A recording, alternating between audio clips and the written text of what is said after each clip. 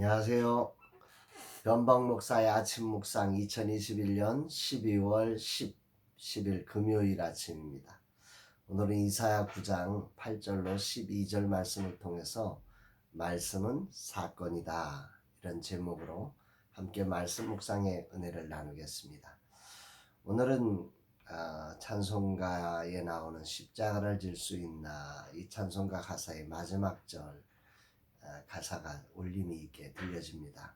이런 일 다 할 수 있나 주가 물어보실 때 용감한 자 바울처럼 선뜻 대답하리라.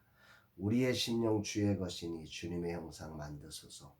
주인도 따라 살아갈 동안 사랑과 충성 늘 바치오리다. 이런 고백을 하게 됩니다.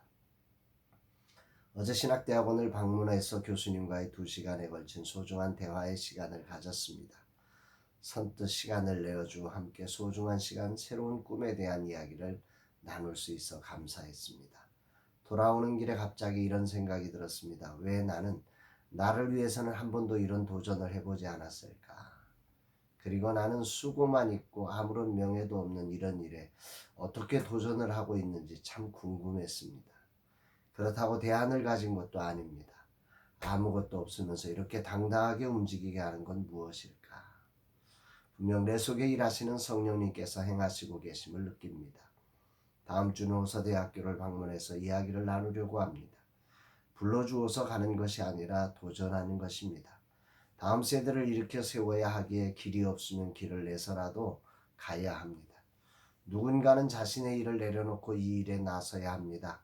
주님, 사랑과 충성을 바치겠습니다. 사용하여 주옵소서. 오늘은 금요 세미나가 있습니다. 설레는 마음으로 주님 앞에 엎드려 기도합니다. 주님 살려주세요. 주의 종들을 살려주세요. 교회가 살아나게 하세요. 간절히 소망하며 기도합니다. 오늘도 그런 날 되기를 기대하며 설렌 가슴으로 주님 앞에 서게 됩니다. 본문에는 10장 4절까지에 걸쳐서 하나님의 진노가 돌아서지 않고 그 손이 여전히 펴져 있으리라는 구절이 4번에 걸쳐 반복되며 북왕국 이스라엘에 심판하시는 4가지 이유를 말씀하고 있습니다. 그 중에 첫 번째 진노에 대한 이유를 묵상해 봅니다. 10절 말씀, 벽돌이 무너졌으나 우리는 다듬은 돌로 쌓고 뽕나무들이 찍혔으니 우리는 그 백향목으로 그것을 대신하리라 하는도다.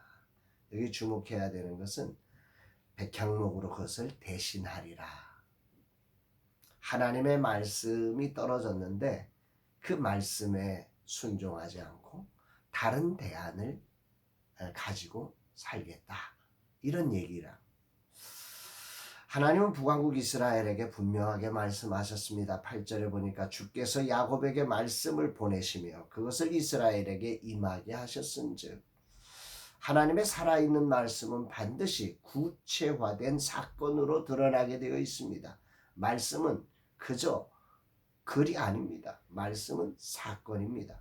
그래서 이사야 선지자를 통해 하나님은 이렇게 말씀하셨죠.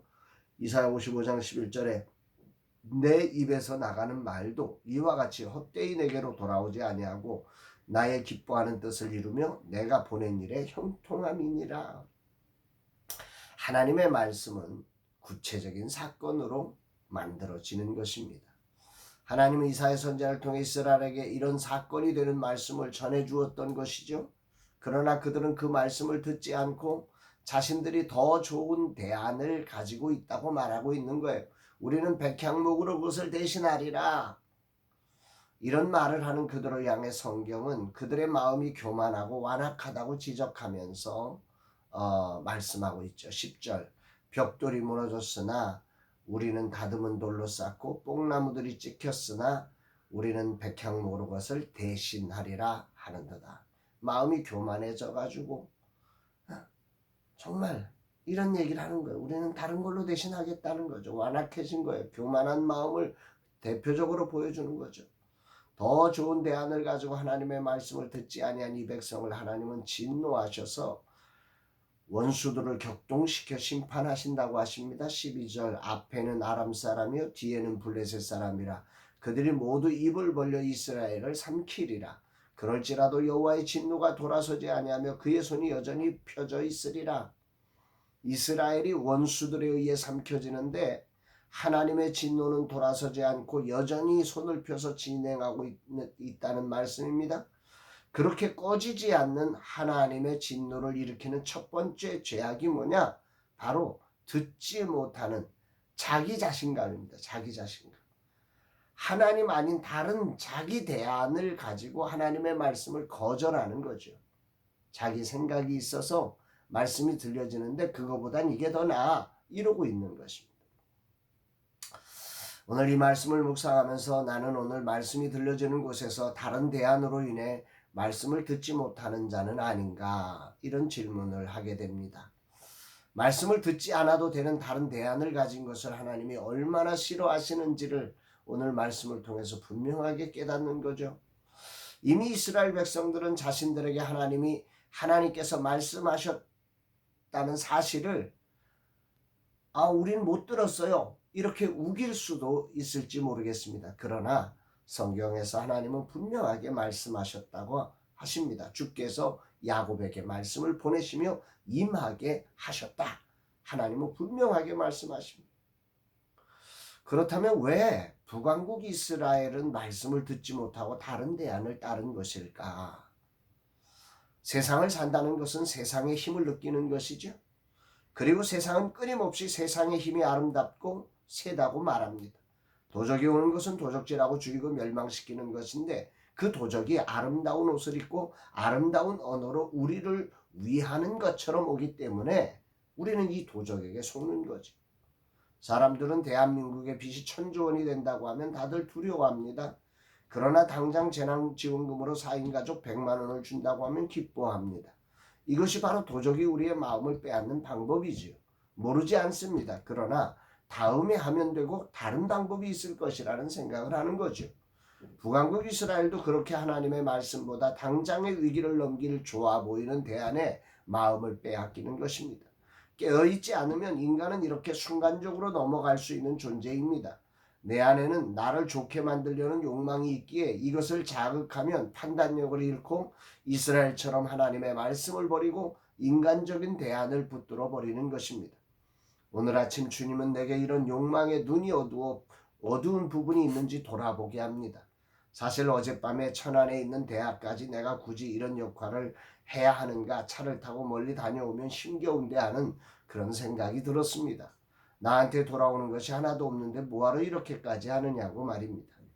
이런 내 마음을 주님이 아시고 오늘 이 말씀으로 다른 대안을 갖지 말고 주님의 인도하심에 순종하라고 말씀하시는 것 같습니다. 주님, 인간은 조금 더 편하게 안전하게 그리고 인정받는 자리에 가라고 외칩니다.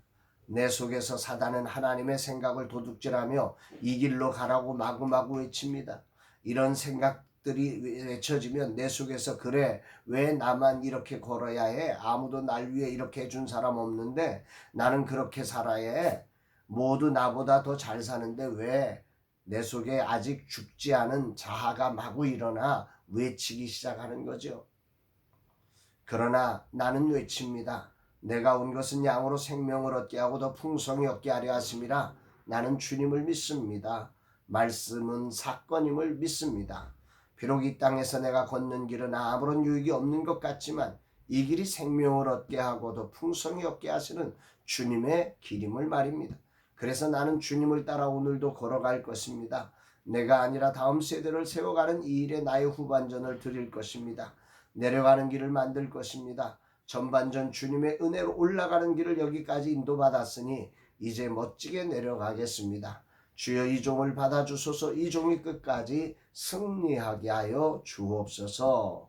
오늘 고백해봅니다. 사랑하는 여러분, 이 하루 여러분들은 오늘 하나님의 말씀이 들려지고 계십니까?